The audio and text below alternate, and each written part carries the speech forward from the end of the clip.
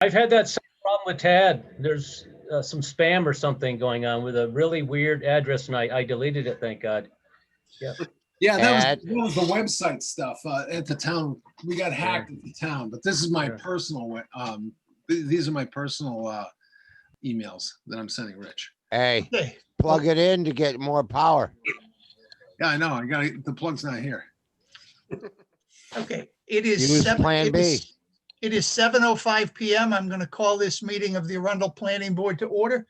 We're meeting through Zoom. Today is October 22nd, 2020.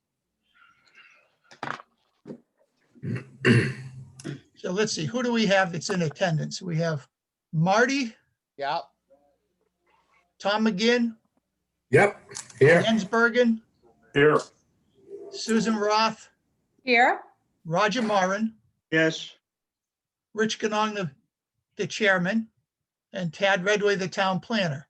Are there any other planning board members that I did not get? Okay, because I can see all of your pictures. There's a couple of people I just have a phone number on, so I didn't know who they were. Okay, so we have before us approval of the agenda. On the agenda, we have the approval of the minutes for October 8th, 2020. We have public comment. For existing projects, we have Bentley's Campground Conditional Use Permit, a discussion of the site walk findings. Item number 2 is Oak Ridge Terrace. We have been asked to, although Jason is here, so I don't know. Walter Woods asked us to delay this to the November 12th meeting so that he would be able to be involved with it. For new applications, we have Pinecrest Acres preliminary subdivision application. We have a meeting for the discussion about meeting procedures and formats at the town hall, and then we will be done and we will go home. So approved. Second. Okay, Marty made a motion, Tom seconded. Any discussion? Hearing none, all those in Yes, favor? yes, discussion. Yeah, we Marty. do we want to turn around since the representative is there tonight for Woods to No, have it? I think it's only fair. I was in communication with with Walter yesterday and told him that he had been pulled off the agenda. So I think it's only fair to keep him off the agenda. Yeah, sorry guys, this is Jason. Just so you know, I'm here for the Pinecrest Acres. So yeah, that one's ours too. So I'm not here for Walter Woods. Okay, then yeah, Walter knows that he's on for 2 weeks from tonight. And we will leave him out there until then. Thank you, Jason. Okay, so motion has been made and seconded. Marty, Yay. Roger, Hey. Tom, Aye. Jens, Aye. Susan, Aye. it is unanimous. Do we have the minutes for the 8th?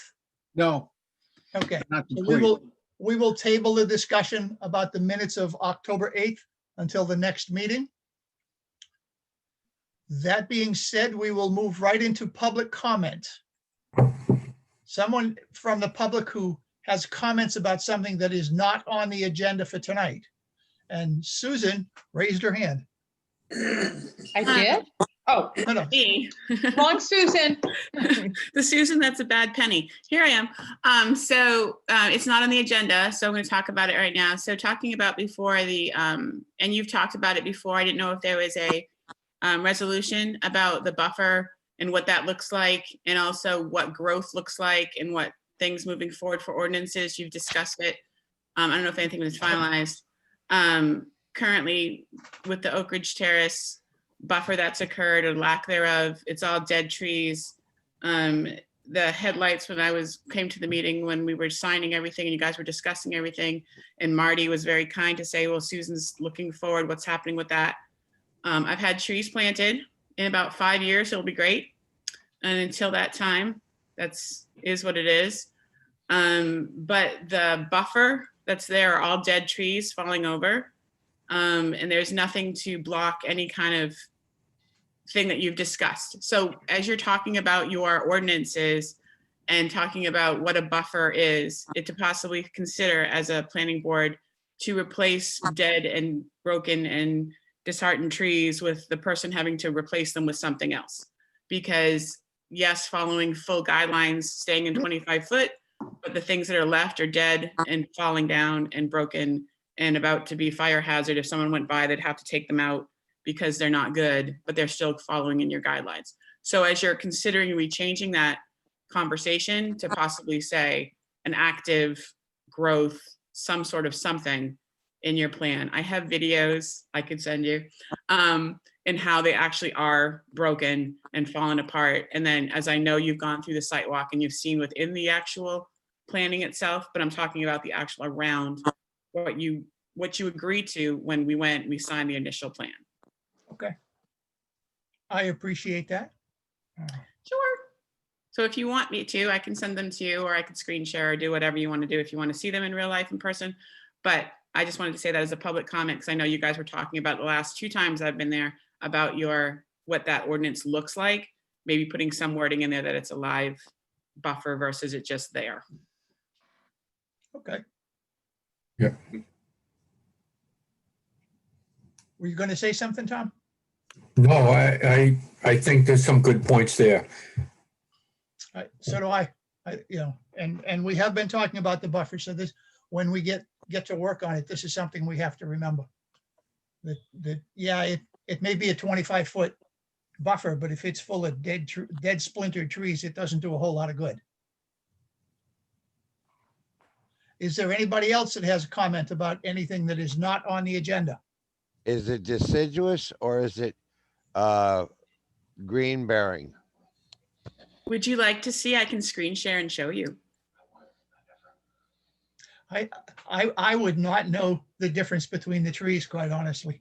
Well, deciduous turns around at this time of year, loses all its leaves. Green will stay green year round. Oh, The plants that are there, Marty, are 20 to, 30, 50-year-old trees.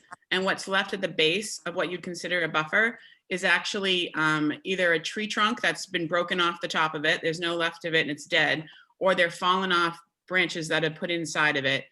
Everything that is grown past what would be seen. So they are conifers, they're tall, but they're far behind a height of a house and what's left. And then the other ones that are there are broken and shattered in the middle. So there's really nothing left as a buffer per se, except a stick or a broken stick, which will have to be taken because it's not safe. Putting a house near something that's dead. In terms of that specific information, we'll need to wait until the 12th because there's no representative here. I'm not talking about mine. No, in I general. understand that.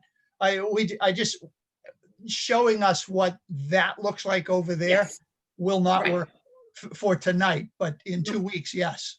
Okay, so I'll keep it, but I'm saying my thing, my as a constituent in a Arundel is more not only for myself, but as you were talking about it the last 2 times I've come, that perhaps wording should be put in if the buffer itself is not a live growing buffer, perhaps it should be redone by someone who's creating a buffer, is my Right. point. Because this right now is not considered, would not be considered a buffer, nor would it be something someone trying to buy a house, or as you guys have been talking about, would want to see. Yeah, and that's a very valid point when it comes to addressing buffers in general. So Right. I appreciate that. That'll prove to be useful. I'm going to leave you alone tonight, so I'm going to go watch the debate. So have a good evening. What? You're going to ignore us in exchange for the debate? I'm sorry, I've come on and spoken. I'm going to go now. All right. Have a good evening, Bye. Susan. Okay. Existing projects, Bentley's Campground, conditional use permit, discussion of site walk findings in compliance with conditions of the approval, conditional use permit dated June 8th, 2017. Anybody have anything they want to let Mr. Light know about? Oh, evidently, I was quite happy with the way it looked. Great, thank you. Yeah, I thought so too. It's first time. Everything was laid out nicely. Yeah, I think it looked quite quite presentable. Great, I'll tell you, through the chair, all that credit goes to Andy Caskey. Andy does a terrific job out there.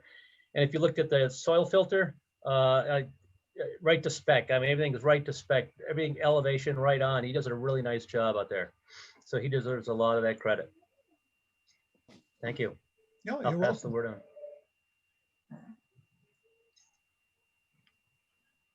Marty, Roger, you guys have any comments? No, it looks great. Looks a lot of improvement from over 5 years. Yep. Tad, anything for the applicant? No, I think the only thing that that is required is that traffic study, and the planning board must make a motion to put that off for a year, as Rick had recommended. I would do that too, depending on whether or not we even come out of the COVID this upcoming season. Yeah. If we come out of the season, it makes sense. If we don't, then we're not going to get an accurate traffic report. Well, we could Yeah. make it conditional on having the executive orders lifted so that things resume to normal. They should have a season from that, though. Through the chair. Yeah, Marty?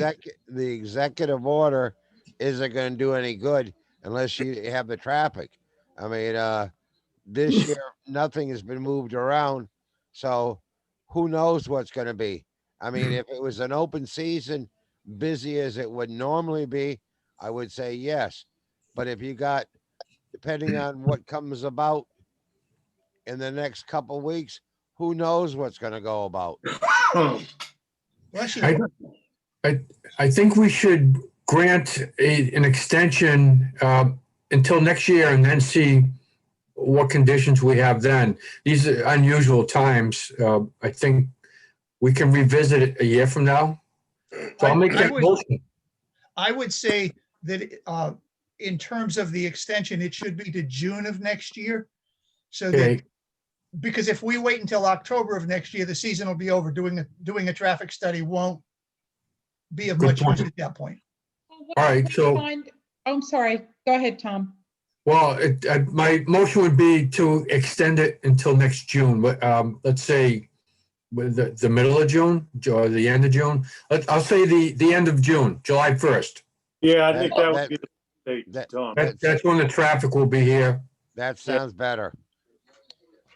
Through the chair, is that accept? I'm just thinking about traffic. It doesn't matter to us.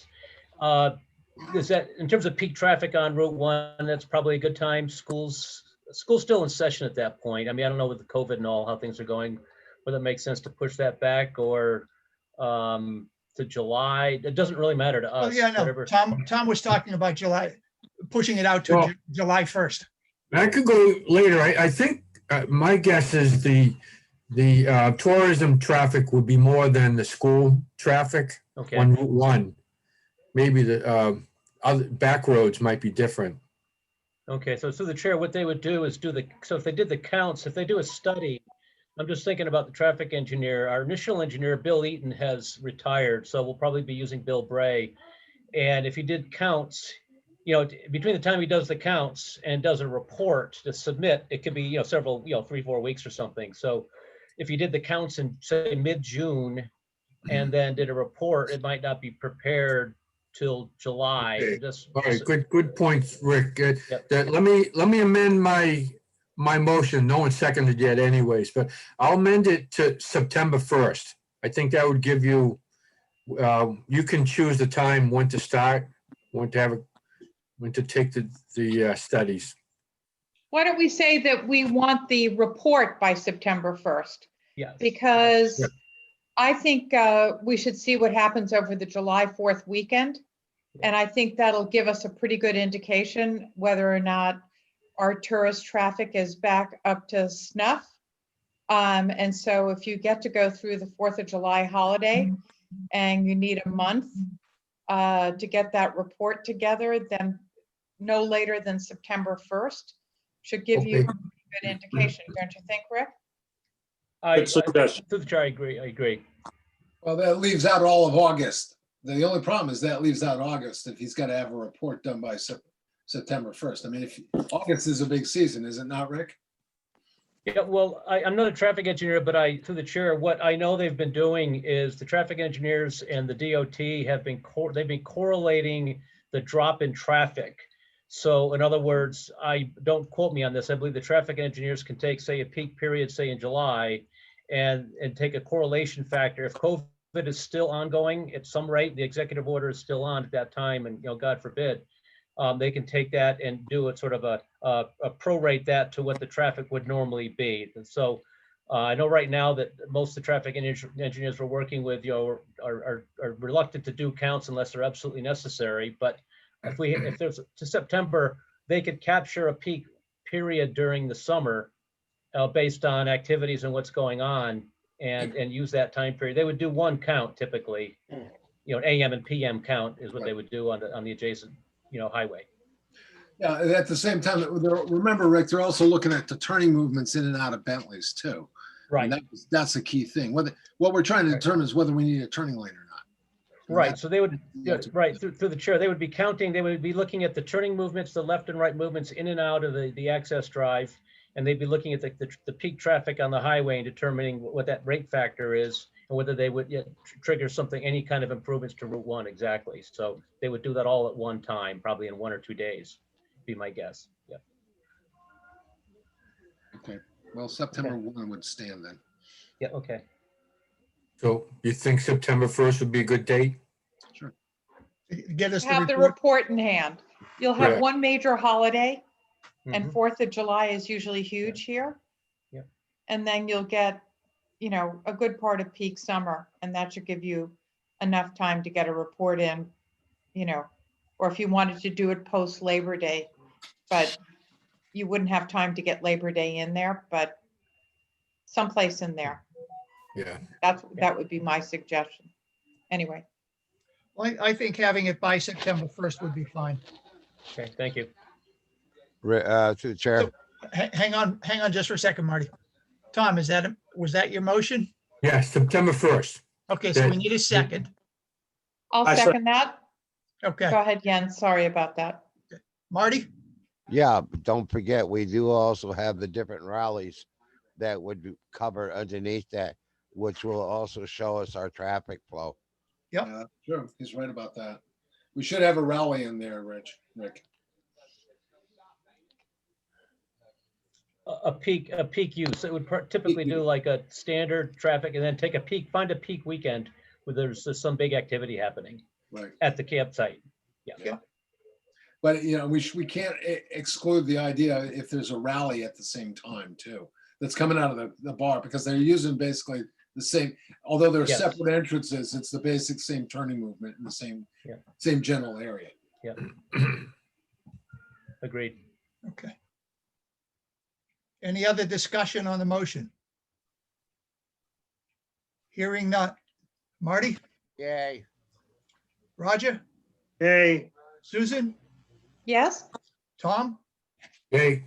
Jens? Aye. It is unanimous. Thank you very much, Rick.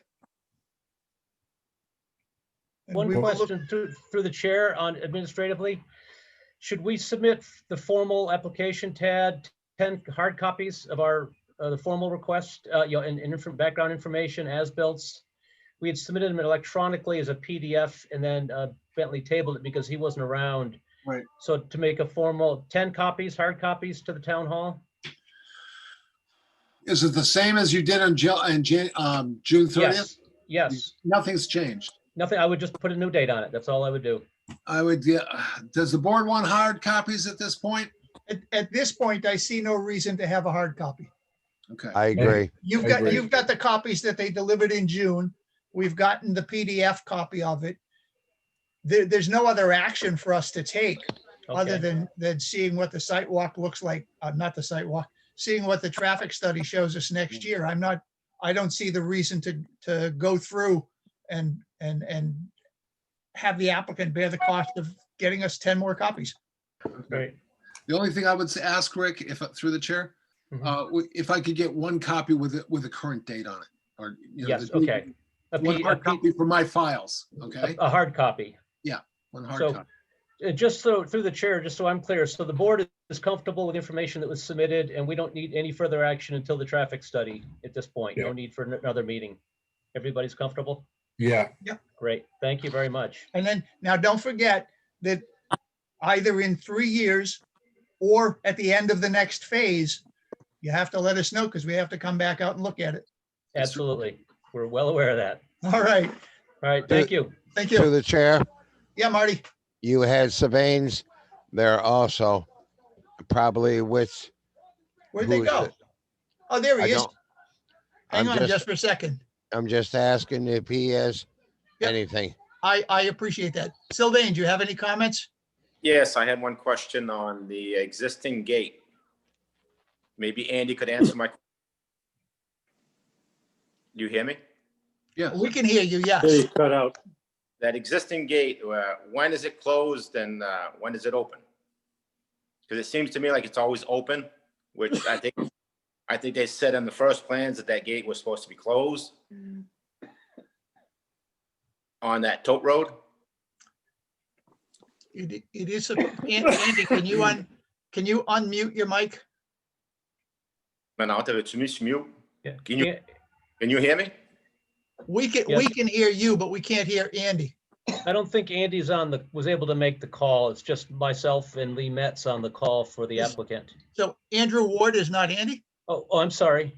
No, I guess No, not. guys, this is No, that's Jason. not- that's not Andrew Ward's with me, so. Oh, okay. You're Yeah. Andy. It's my Andy. You're Yes. right. Andy. He wasn't. Do you know the answer to that question, Rick? Through the chair. No, I don't. I know that the gate's there. They've got the Knox box, and how often it's open or not, I don't know. But the condition of the approval in the note on the plan was clear that the road, that access tote road, could be used by the applicant at free will, and but not for contractors and that sort of thing. So if there's cars coming and going from Bentley's house and the maintenance area to the, through the gate down through the campground, that's acceptable. I can't speak as to how, if it's open or closed. All I could do is take that back to Andy and Bentley and find out. I don't know the answer to that.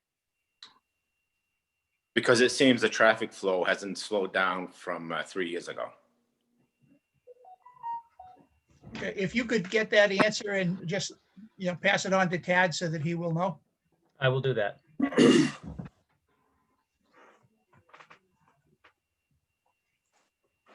Okay. The next item on the agenda Thank you. is Pinecrest Acres preliminary subdivision application, a proposed mixed-use development consisting of an 8-unit age-restricted housing and 12,250 square feet of commercial use on a 5.2-acre interior parcel off of Pinecrest Acres private road located on tax map 35 lot 15B in the DB2 district. Blue Sky Properties is the owner, and Jason of Atlantic Resource Consultants is the applicant. Like the way I dodged that, huh, Jason? Yeah. Just forget about the last name from now on. We'll be fine. It's Vafiatis, right? No, yeah, you got it. Yeah. Hey, wow. I just wanted to dodge it anyway, because I figured I'd say it and I'd screw it all up.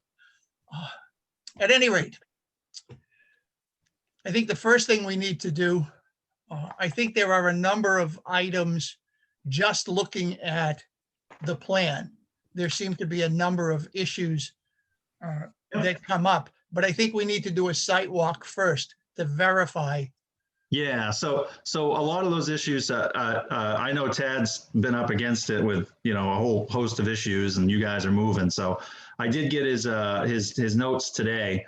I actually did a new concept that kind of fixed most of them, but I prefer to bring that to the site walk, and maybe we can walk around and talk about it, and then I'll have the direction I need to proceed. So yeah, I think the site walk is the key piece we got to get done here. Yeah, I agree. We're running out of daylight. We're Yeah. running out. We're out of daylight. So Jason, are you the owner applicant? No, so the owner is, the title right and interest belongs to Blue Sky Properties LLC. So I'm just their representative. Oh, okay. That's something we got to fix in our application, because Jason you're either the applicant or you're the owner, but there's no verification or identification of who the agent is. And Jason, I believe, is actually the agent in this, even though Yes. he filled in the applicant's section there. So I would say under those circumstances, yeah, we'll relist you as the agent, okay? Yep. All right. Location? So, yeah, Marty, do you know, so if you're coming onto Limerick Road heading from northbound Route 1, so say you come back in from Kennebunk and you bang the left on the Limerick Road, it's about 0.4 or 0.5 miles, maybe not even that much. It's like 1,500 feet down on the left. There's a road called Pinecrest Acres, and there's currently it's a gravel road that used to go to this site used to be an old pit, one of the old R.H. Brown pits. And it's had some material taken off, but it's actually a lot of it's still in pretty good shape. It's down a gravel road and then even further back down like a tote road into the old haul pit. So pretty easy to find. So on the sidewalk, we can just park on the gravel road section and I'll do my thing and we'll lead you through. So, but that's right where it is. It's real close to Route 1. Is it right after the Big E? Or what we call the Big E? You call that the biggie? You gotta have been around here for a long time. Yeah, I hate to admit that I don't know what the Big E is. So That's Well, the business park, right, Marty? Yes. yeah. Well, anyway, it's right. So the DB zone. So this is a DB2 zone. So that zone doesn't go much further than this property up off of Route 1. So I'm looking at, from a sidewalk point of view, we have the 24th, the 31st, or the 7th, all of which are Saturdays. Well, sooner than later is better. I agree. I can do it on a Saturday morning. I don't have an issue with that. Yeah, that's good. So the question becomes, do you want to do it this Saturday morning or do you want to do it on Halloween Day? Halloween Day. Yeah, I say Halloween day too. Yeah, Okay, because I'll need some time to at least flag out the things that we're going to want to talk about. So this Saturday would be real tight on my end. So yeah, the 31st is good. Yeah, we also can't advertise it with adequate time. Yeah. Either, so. Okay. and what is a good time for everybody on the 31st? 9 o'clock. I was gonna Early. say 8:30 or 9 o'clock. Yeah, early. Yeah, 7:30. That's too early. Agreed. That's So you wanna say to 8:30? They'll leave for work at 6:30 every morning at the latest. This Well, is we need Saturday, to so wear you can have orange. almost a vacation. But this Do is we the need weekend. do we need to wear orange yet? Because hunting season? Well, that's the first day of hunting season. On the so 31st, yes, we need to wear blaze. That's the first day. I'm just thinking of safety. So let's say the 31st at 8:30. All right. That Nine, works. Well, 9. that'll be the orange blaze face mask too, right? Yeah. All right, let me put that down. Actually, 9's better. 9 Yeah. o'clock or 8:30, guys? 9. This is We why heard from I'm Marty. How about Tell you everybody? what, guys. Rich? I don't care. I can make either time. Yeah, Me me too. too. Right now. Okay. Okay, then we might as well do 9 o'clock. 9 o'clock, if Monty can make it. Oh, that's coffee time. Okay. You're bringing it, right? Wrong. Yeah, on my thermos. Isn't that the requirement of the applicant? I don't have a problem bringing coffee and donuts. I just No. Whoa, guys. Yeah. Whoa, Yeah, we don't I- wanna I go- take that back. whoa. Yeah, we don't want to go down that road. That would not be right. If it's there, it's good, but not necessarily. Okay, so What's we've the joke? got on Halloween Day at 9 a.m. Okay. And we will Okay. meet you down. Yep, there's plenty of places to park along Pinecrest Acres, so just pull in and you'll find me. It's beyond the last house, right, Jason? Yeah, so Pinecrest Acres, so the applicant will, when they close on the property, they will actually own the road. So there's 2 houses on there that have an easement to use the road that's there. And so Yeah, so there's plenty there. And then the development starts set off back quite a ways. So we'll take you through both sections. Okay, All right, good. good enough. We'll look forward to seeing you. Yep, I'll see you then. Okay. Thanks, Thank everyone. Jason. Thank you. The next item on the agenda, discussion of meeting procedures and format at the town hall. At this point, until the governor tells us differently, or until the town manager tells us differently, we're going to continue meeting via Zoom. I'm for it. Yeah, if the governor decides that she wants to lift the restrictions, we're going to town hall. If Good. the town manager says we're coming back to town hall, we're coming back to town hall. There is enough room. I saw the meeting room. It is large enough that we could do the whole social distancing with applicants in the audience. But I told the town manager that we were going to wait until the governor lifts her restrictions, and he didn't seem to have a problem when I talked to him. Well, I think we should follow what's happening in the state. And if the restrictions are lifted, we should behave accordingly. And if they're not, we should do the same. I agree. And that was my position, but I wanted to let everybody know that given the way things are going right now, we're going to continue to meet on Zoom until one of two people says otherwise. Through the chair. Yeah, Marty. You had somebody trying to come in by the name of Andrew Ward, I saw. No, he was there with Jason. Jason. Okay, I just saw it come underneath there. That's why I was asking the question, sir. I think he's Blue Sky. He's actually the property that he's going to be the new property owner, Marty.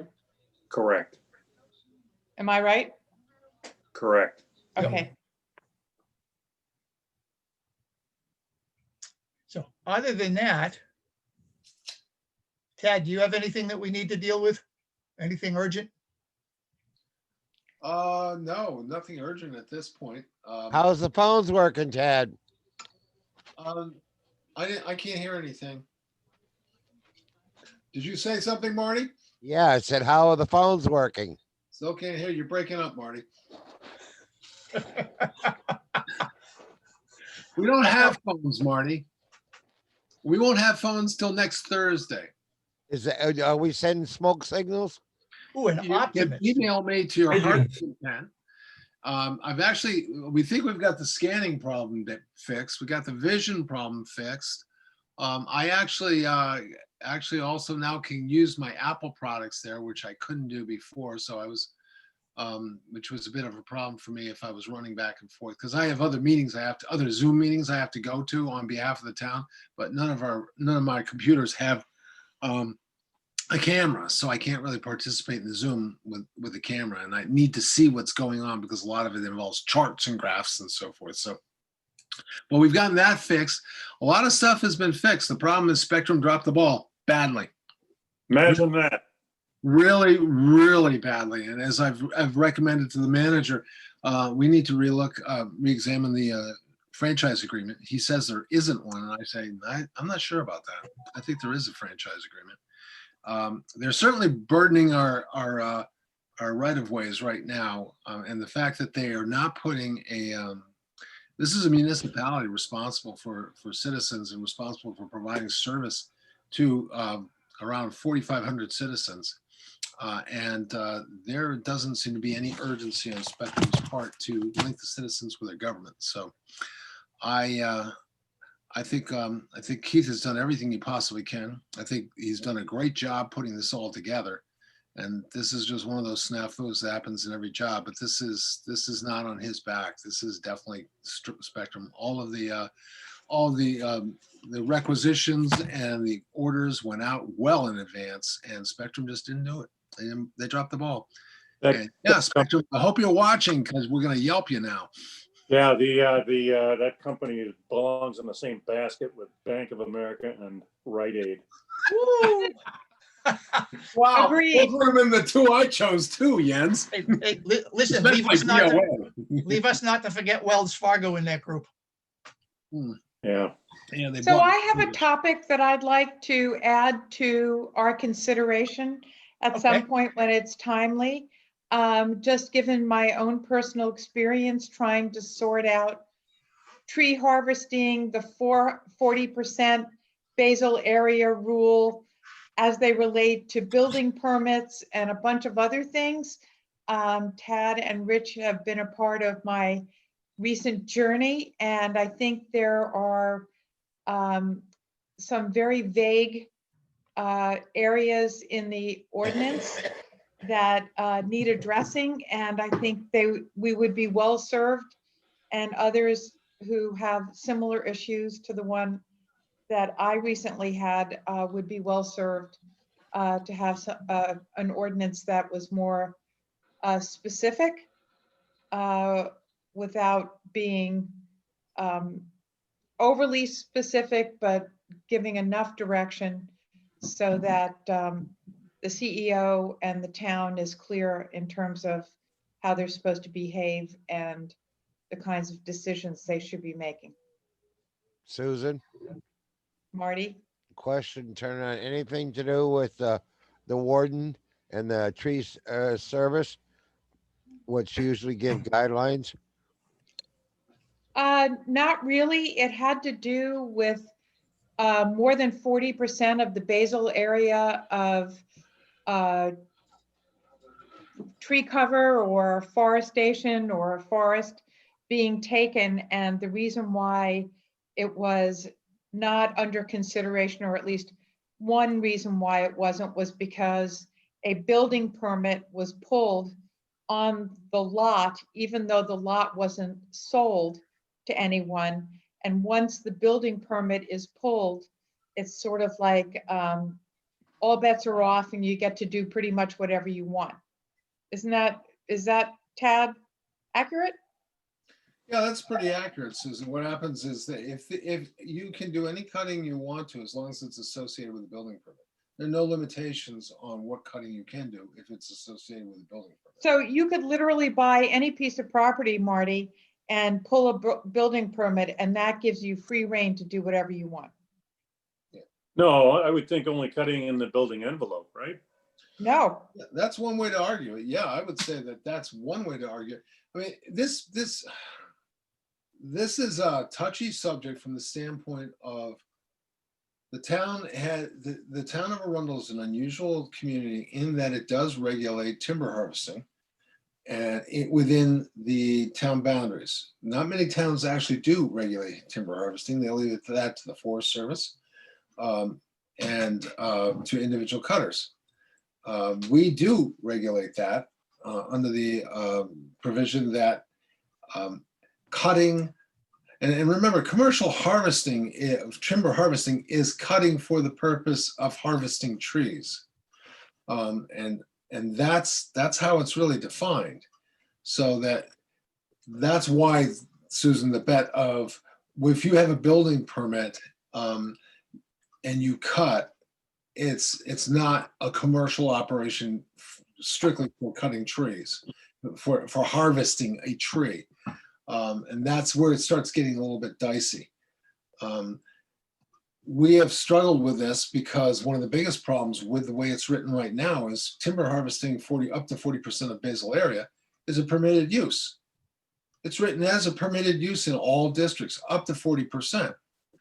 So there's really, from a tracking standpoint, there's no way to know, and that's over a 10-year period. Unless you fill out an application, who's able to track that? well, and so the question is, I mean, there's a lot of questions. Should you be required to fill out an application? And if it's not the building envelope, what kind of cutting is permitted? Right. You get to take 40% of the basal area. Does that mean you get to clear cut one area and leave the rest of it forested, denude one place and not be considerate of trying to protect the forest, the current stands that are there against the elements, wind, whatever, and then what kind of setbacks are required for timber harvesting. So traditionally, I was told by my neighbor today that he believed that there was a 25-foot like safe zone from property boundaries with that tree harvesters had to respect in terms of leaving some kind of a buffer and allowing them to clear the middle portion. I suspect that was probably cautionary. Yes. It is. It turns out that it is a recommendation. Actually, 30 feet is the recommendation from a neighboring property lines, but it's not mandated. That's right. So, you know, somebody could cut right up to within 6 inches of your property line and completely decimate it. Yep. That's why I was asking the question about forestry, because when they come in and particularly when you got your tree grows or anything else in throughout there, that the forester kind of gives guidelines on where and what can be done within that safety zone. Right, and I think the ordinance could be written with recommendations. I mean, you know, really, I'm a complete neophyte when it comes to this because pre-harvesting is not a big issue in Los Angeles, just like parking your trailers is not a big issue, at least where I was living at the time. So I don't know much about it, but I think there could be more specificity in terms of, you know, giving both developers and residents who are abutters some kind of cover. Does that make sense? It Yeah. does. At the same time, then we also have issues like what happens if you're clear cutting in order to create pasture? Rural character. What happens in those situations? Yeah, and I don't know how you want to handle it. Sort of like special exception kind of thing. I mean, I think we'd have to come up with guidelines, and I think we have to protect the developer as well as the you know, the abutters and the neighbors. And Tad, I know you're brilliant at threading the needle, and you can figure this out. Only for Kudos to you blueberries. in advance. Only for blueberries. Yeah. The issue, and Susan's right. I mean, the issue really is what is the policy the planning board and the town of Arundel want to follow? It's what goals do you really want to achieve? If your goal is to maintain forest cover in a way that's ecologically and environmentally sound, then yeah, we should upgrade our timber harvesting rules because they're sort of like, we're paying lip service to it because we say, well, we have this process that you don't have to get a permit if you cut under 40%.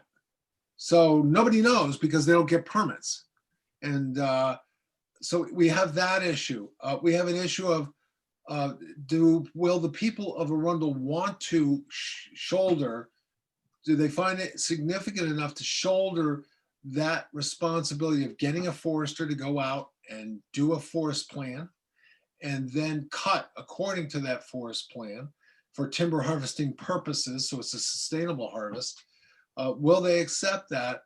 And how much of that will they accept? How much regulation on timber harvesting of cutting trees on your own land will the townspeople accept? That's really what the issue is. Is it really important to regulate it? And if it is, how much should we regulate? And if we decide that we do need to do it, then what exceptions do we provide that would be acceptable to the townspeople? Because no matter what we do, we always have to get it through town meeting.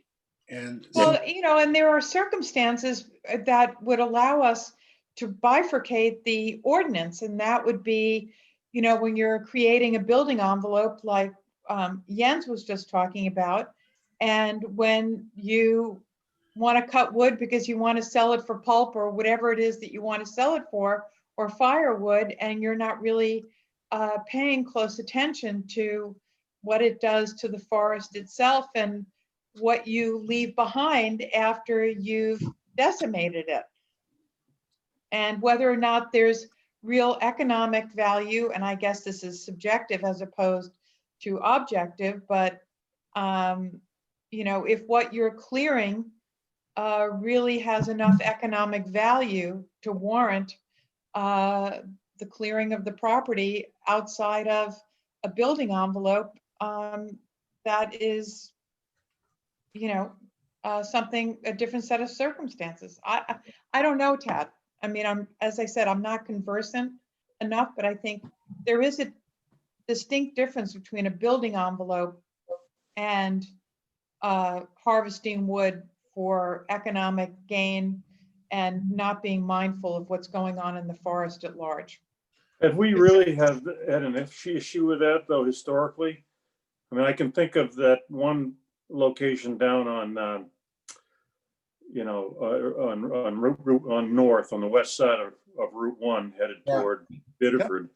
Yeah. That one. But other than that, I can't really think of any other situation. Well, according to Jim, there have been quite a few issues, and there have been a lot of very unhappy people on both sides of the equation in terms of too much being taken, not being thoughtful in the way it was taken, and developers feeling squeezed.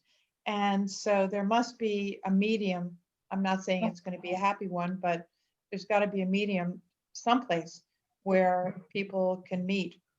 But I think before we get into the discussion of what's that medium look like, how much is too much, how much is not enough, we need to find out what the townspeople of Arundel actually think about the idea. Do we want? I have no problem telling somebody, listen, you want to cut property on your land? If you've got a building permit, you cut inside the building permit. If you want to go outside, then you have to get a forester to come and tell you, so that, because we don't track 40%. So who knows whether or not you cut more than 40%? Well, and I think if we put it before the town, I think we should explain why we are putting it before the town. And that is, you know, to give some rationale for raising this subject in the first place. But I And feel, let people consider it. I'm feeling gun shy because we spent 5 years working on farms and not farms per se, but animal husbandry, only to have it shot down every time we tried to do anything. Yeah. I'd rather know beforehand, do the people of the town think this is a good idea or not? Okay. But I mean, there still could be a parenthetical kind of 3-sentence thing to say why we're asking the question. We could. So people sort of say, oh, well, this is not some random thing that just got raised, but, you know, do we need a set of standards? Are there buffer zones that the harvesters have to respect? And does the fact that you pulled a building permit, whether the lot has been sold or not, should that give you free rein to cut whatever you want? Cutting outside the building envelope, should it be mindful of what is best for the forest? And, you know, what some of those things might look like. And if people say, no, we really don't care, and people can go in with a chainsaw and cut everything down, well, that's what the town thinks. But I'd like to see it better defined. I think we need to do a better job of defining it and under what conditions. I'm just afraid that we're going to go through it and put in the effort to get it all taken care of, only to have it shot down. We might want to take incremental steps is what we might want to do. I mean, one thing I will state is that we also have to be very mindful of chainsaw culture and wood burning culture. As somebody who cut 5 cords a year for 25 years to heat my 17th century farmhouse, I could tell you that I'd be pretty upset if somebody tried to tell me I couldn't use my woodlot for heating my house. I'd be pretty upset about that. And that culture still exists in Arundel. So why have the 40% basal area rule? That's a really good question because I've never seen that before in another town's ordinance. I know that the one who proposed this was Dan Fleischman. I know he did it for the purposes of probably doing exactly what I was talking about, maintaining a chainsaw, you know, a woodlot culture. Nobody who's got a woodlot's going to strip it up to 40% because, you know, you're going to get wind throw. You're going to also hurt your forest by leaving too tall a tree or not providing enough sunlight for the understory to grow up. You're not sustaining your woodlot. And so I think he probably took that 40% as an arbitrary number.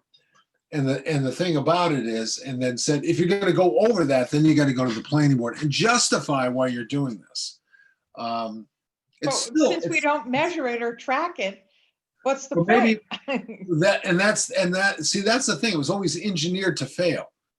The way it's written, it's engineered to fail because if you say, okay, you got to get a permit if you go over 40%.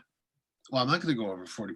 Well, you need to get a permit to show that you're not going to go over 40%. I don't have to do that. It's a permitted use. That's the logic. And then you say, well, let's ask the attorney. And the attorney would say, no, you can't. Yeah, it's permitted use. You don't have to give a permit for a permitted use, which you argue, well, you have to get a permit for a single family home and it's a permitted use in just about every district. So what's the difference? And we've gone through these arguments and lost that argument. Maybe the issue is that it is a permitted use with the permit from the code enforcement officer, you know, with a plan on where these cuts are going to occur, and that it's a good cut a good for a cut. harvest. It's a Right. good harvest. It's a good cut. Right. So, but injure the sustainability of that forest or its future use. Well, see, Then- I knew you'd have language, Ted. Well, we already talked about, Rich and I already talked about this with Jim. You know, asking Jim, where's your hole in this whole thing so that you have no enforcement capability? And that's where the hole is. Nobody's required to get that permit. And if we were to make it so you had to get a permit to demolish anything in your property, but you have to get a $10 demolition permit from Jim. Why? Well, so he can register you demolish the building. Why? So the assessor knows. Also, that we have a good idea if somebody starts throwing shingles in the woods where they came from. You know, there's a whole bunch of reasons to get these kind of permits that, you know, driver's license. Well, I was going to say driver's license, but that's a privilege, not a permit. But you know, it's a way of tracking it because you need to establish, as Jim explained, you need to establish a baseline. And if you get a permit saying I'm only going to cut this much, and you have that as a record baseline, when somebody goes over that 40% in the 10-year period, then you actually could say, wait a second, you got to go to the planning board. Right now, Jim can't say that to people who are saying, oh, I'm going to only cut this much, and then they clear cut. And then it's an after the fact situation. Right, Then which is basically what I ran into. Yes, what you're going to run into. Right. And what Jens was referring to down on Route 1. Now, are the selectmen going to authorize the CEO to go to court and seek fines and punishment and stop work order on something that's already done? That's a real good question about enforcement and whether or not the town thinks that's worth enforcing. Yeah, and I agree. And I don't think the onus falls completely on Jim because nobody is empowering him to, you know, make decisions Right. that have teeth. So anyway, I just thought I would throw it out there. I didn't mean to monopolize the end of our meeting, but I think it's just another one of those things that we have in our land use ordinance that's vague and like special exception is going to come back and bite us in the Tush. Well, I think it's intentionally vague. We have a lot Well, of. so was special exception, to the point that somebody just slipped right through it by building their house 18 feet in the wrong direction. Yep. And there was nothing really we could do about it, because they could sue us and take us to court and say the ordinance is vague and it doesn't say, you know, our what? Our Well, needs can't be considered. I- So, I would question that, considering the body of law for shoreline zoning ordinance violations that exists. well, anyway, that's but fine. you know what I'm saying. So anyway, that's my thought for the evening. It's a good thought. It's one of many many things that we really have to take a very hard look at. We need to eliminate vague sections of the ordinance. We have to be very clear on what we're trying to achieve. Speaking of which, I've got we're going to have to deal with marijuana caregiver issues and productions very soon. I've got an application that's coming towards us in that same area, in an area where we are intentionally vague on that one as well, right at this particular time. So, you know, there are more and more vague things in the ordinance we need to call out. We need to be very clear on what direction the town wants to go. We need to make sure that the townspeople are behind the planning board and give the planning board direction on how to solve some of these questionable or some of these vague and difficult issues. Because they're only going to be exacerbated in the future. The pressure is increasing, the land is reducing, you know, and I'll tell you honestly, folks, here I am, just everybody wants to go home. I understand where you are home, but you want to get off. But I mean, we're finding that a lot of our incentives that we're going to be looking as ways of solving, as promoting open space and promoting rural character may not be working. Only from the standpoint of we're getting into more and more marginal lands where some of the incentives we're going to be offering aren't feasible, because we're getting into lands that can't support that kind of development. We may be looking at having to change zoning because we're into sections of property that just can't hold a house, can't get a septic system on. And the smaller the lot you have, the more potential you have for creating basically nutrient plumes, large nutrient plumes that could affect some of our waterways that are already impacted. So we have a lot of work to do. Well, and we have to consider how we want the town to look when it's all over. That's right. That's right. How much are we going to bless that's actually going to be a detriment to the way the town looks as opposed to an attribute? Those are always the questions, I mean, of small town planning. Well, and we've been talking about it, you know, what do we want the town to look like in 25 years? It's a real good question. And you know, it's And- things like rural character don't mean a hill of beans. We're talking about actual physical, what is it physically going to look like? Right, and we get to dictate some of that now. Well, we And have if an we don't, it's opportunity going to to- be the Probably Wild guide West. be the better word. Yeah, What? Probably guide would be, guide is a better word for that, because frankly, that's what it's going to boil down to. Okay, so we get to guide it. oil from just, you know, Well, I didn't mean Too much- dictate in the sense of being dictatorial. I just meant by virtue of the kinds of ordinances we come up with, that sort of drives the direction that the Hmm. development goes. That's Understood. true. And the biggest thing that So- you do before you even do that is sell the townspeople. The townspeople got to be on board. You know, we came up with some great animal husbandry concepts. We really did. I mean, we had some good systems. First one was a little too complex. The second one I thought was pretty good. But if we don't sell it to the people, if the townspeople don't see the need, it's like anything else. You know, any sales job, you got to show that there's a need, demonstrate what the need is, and then demonstrate how your solution meets that need. If we don't go through that process, we just say, "Hey, look, we got this ordinance." I guarantee you, we are not going to succeed. In fact, they'll stop trusting us if they trust us now. Well, I'm sorry, I look at the animal husbandry ordinance and we had help from everybody. throughout the whole process of writing the ordinance. And when we got to the town meeting, a couple of people didn't bother to show up, and those that did show up stabbed us. Well, it's a real test of our ability to forgive, isn't it? Yeah, it is. Well, we need the selectmen to be supportive. And they're not really supportive. Well, then I guess we're failing and we're not drawing in the selectmen to be as excited about some of the things we're trying to do. Well, perhaps we should. Perhaps that's one of our failings. We need to get them excited, get them on board. Say, guys, we need your help. Participate with us, you know? Another way of looking at that is if they're not on board and we suspect the voters aren't on board, maybe we're on the wrong track. So we do have to know that. It'd be nice to know ahead of time. But I think that's what you're saying, Ted. Nice to know ahead of time, but we don't always, like with the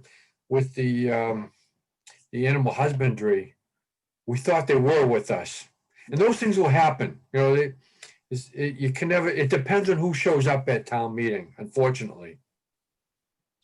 That's very true. And you're right, Tom. You've been through this a lot. You were through the village plan as well, which looked like it was a win-win all the way around. It was all good until the 2 weeks before, and all of a sudden a vocal group decided they didn't want it, and that was the end of it. I was on that committee for, it was like 2 years.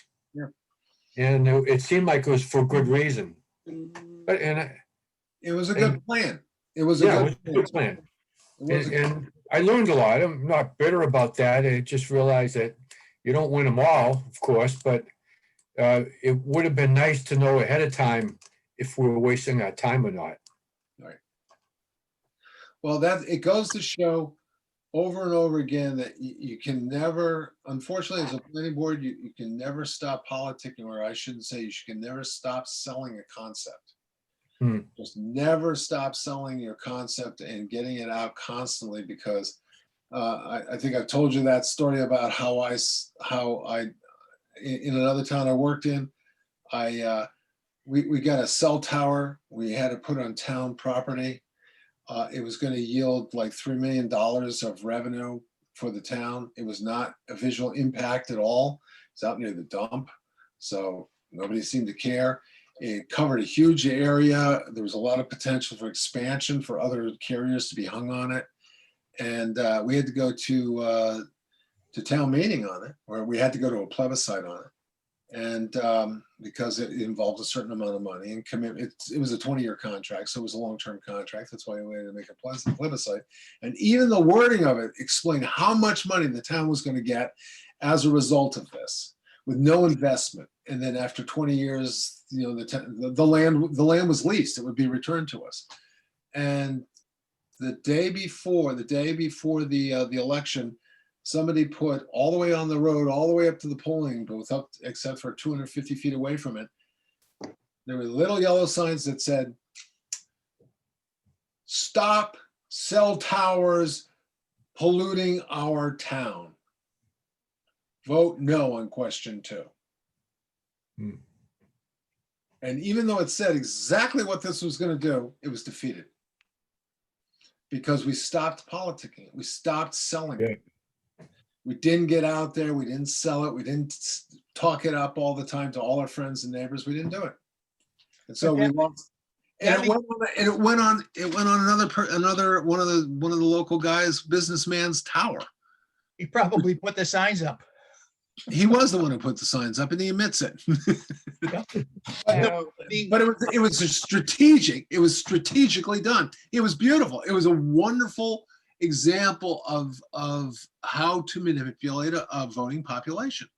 Yep. And I said, I hate you, but I admire that tactics, because it was brilliant. It was brilliant. Well, you know, that, not to elaborate on, but with that town village, the 2 weeks before, there were flyers dropped off at Arundel Market and the Rainbow Market at the time, and it said that this new change won't allow you to grow vegetable gardens in your property. Yeah. It just pulled that out of the sky, and everybody thought, well, who wants something like that? Why would the government not allow me to have a vegetable garden in my own property? And I remember thinking the same thing as you, Ted. I remember thinking, boy, that really blindsided us. It sucked, but that was amazing how that person got her message across. And it opened my eyes a lot. It will still get blindsided though. You can be aware of those things, but who knows what's coming up. Yep, and you can't account for everything, Tom, as you well know. You Yeah. can't account for that last minute, slick thing that's basically an untruth. But what you can do is make sure that what you work on, we make sure that we've got a significant body of people who are behind it, and make sure that they will stand for it, and make sure that we don't find ourselves out there alone, in front of a firing squad. And so it's just a process of selling the idea to a lot of people. And Yeah. Rick was right when he said, "You guys thought you had it all square. We thought we had animal husbandry. We involved every player we could get in it, but we just didn't hear a few of those voices who were complaining about a couple things in there. And we should have heard it." But I should have heard it. that goes back to my point about Susan and the 40%. We need to find out how the citizens feel about it before we ever go down that road. That's right, and we can do I that. don't want to waste my time going down that road and putting the work into changing the ordinance just to have a select group of people show up and say, "Oh, we don't like it," and it won't pass. That's right. Well, No, I'm maybe actually we can be surprised. creative about the way we describe about the way we ask our questions that make people more thoughtful about what it means to do something and to not do something. Oh, we have to have a reason for any of these ordinances. Why are we making that change? Why are we regulating? What's the purpose of it? And usually it's for the greater good, but sometimes it's just because maybe one person put a bug in our ear and we go with it. But I think we always have to be aware that first we have to all agree, we have to agree that it's a good thing to do. And then somehow sell it to the voters, but also get their input. Right, and that's the big issue, is getting their input, because even if we think that it's a good idea, they may not. Well, And it all depends on how we present it. We can for say them it's to think good about it. whatever we want. That doesn't mean that everybody's going to show up at town meeting and think that this is for the greater good. Well, Well, maybe we can canvass the question. You can canvass the question. You also can do what we did effectively with the marijuana issue. We could. We sent out a survey to Yeah. every registered landowner in the town of Arundel. It was attached to your property tax bill when it went out. And it asked there were a half a dozen questions on there that asked, how do you feel about this? How do you feel about this? How do you feel about this? And they came back, 67% of the people in the town said they don't want it at all. It saved us a lot of trouble because if it was closer, or if it was the other way around, we might have done work on it and then realized maybe we didn't have the support. Right. So it was nice knowing that we shouldn't waste our energy on it. We had other things to work on rather than that. Well, and guess I it's think picking it battles.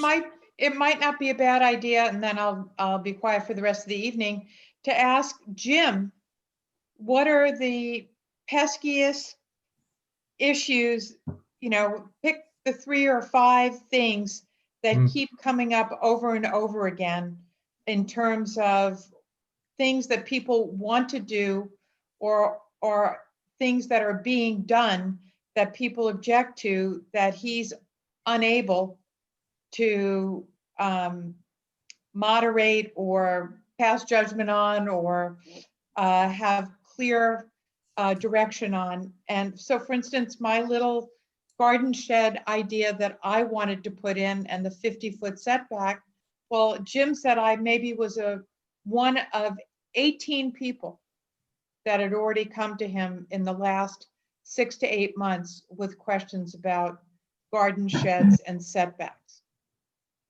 So I wasn't the only one thinking about it. Was it self-serving?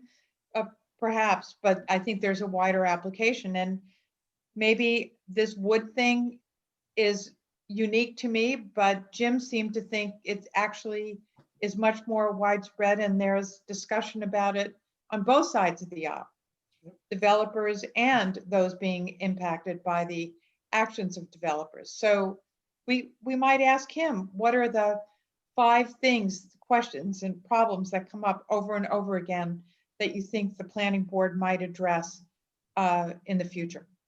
Good idea.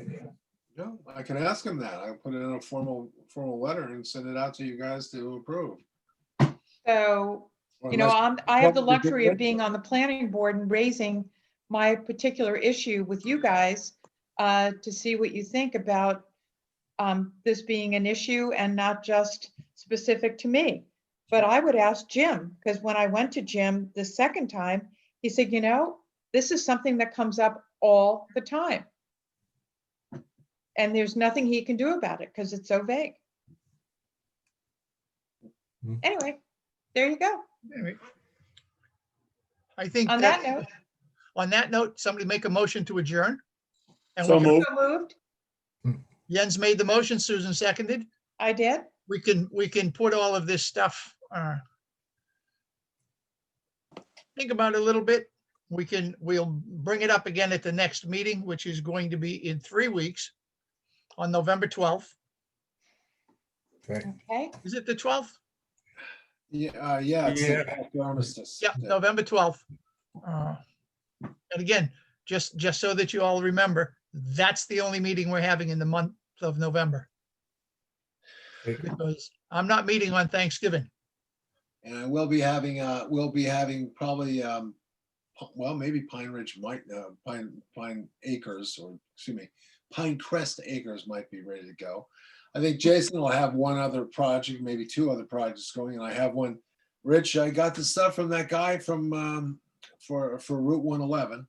Okay, For a performance auto place out on Route 111. I met with the landscape architect today. And we have Walter Woods for that too. And I've done a street tree plan for Oak Ridge Terrace, which I will be presenting to you folks. And I'll probably look at what we need to do to buffer route, lot 4, which has had the buffer removed. I'll be sure to share that with Susan. Well, I'll share it with the applicant before I share it with Susan, but I will tell her that such a thing will be done. That's what we've got lined up for our last meeting in November, our one and only meeting in November, unless we have other things. What other ordinance stuff you want to work on? I guess well, just, you were going to make the corrections to shoreline zoning. shoreline zoning. If you've got that done, And is special exceptions done? I haven't worked on it. No, I've been out of commission for a little while. No, I know that. I just, I feel badly that you felt so rotten. at the next meeting, Yeah. if it's available, great. If it's not available, I we're can gonna make it. schedule public hearings for everything that we've got done. So that when we meet in December, we can do the public hearings and carry nothing forward into the new year that needs to have. I think you're being very optimistic. Well, we've already, In terms of these projects have a long ways to go. Maybe not the 111 one, but the other ones have a long ways to go. oh yeah, no, I'm not talking about any of those. I'm talking about the ordinance changes and all of the stuff that we've worked on that we had looked at and said, okay, we can do, we did 2 out of the 3 from a special exception point of view. We had a couple of other items from an ordinance change point of view that we could put in there. Let's get those done, have the public hearings on them. A couple of those are strictly subdivision. So once we have the public hearing, we can vote on them. Getting rid of the sunset provision, for example. So once we've gone through and we've had all of those public hearings, we can get all of that stuff taken care of and we can move forward. That's what I was talking about. Okay. All right. Yep. All right, guys. All right. Okay, Good Do we have night. a See you motion? on Halloween. Halloween morning. Yep. Yep, see you on Halloween. So, You yeah. got it. All right, All good right. night. Aye. Yeah, and I'll get this recording up to you next week. Okay. Very good. Thank you, sir.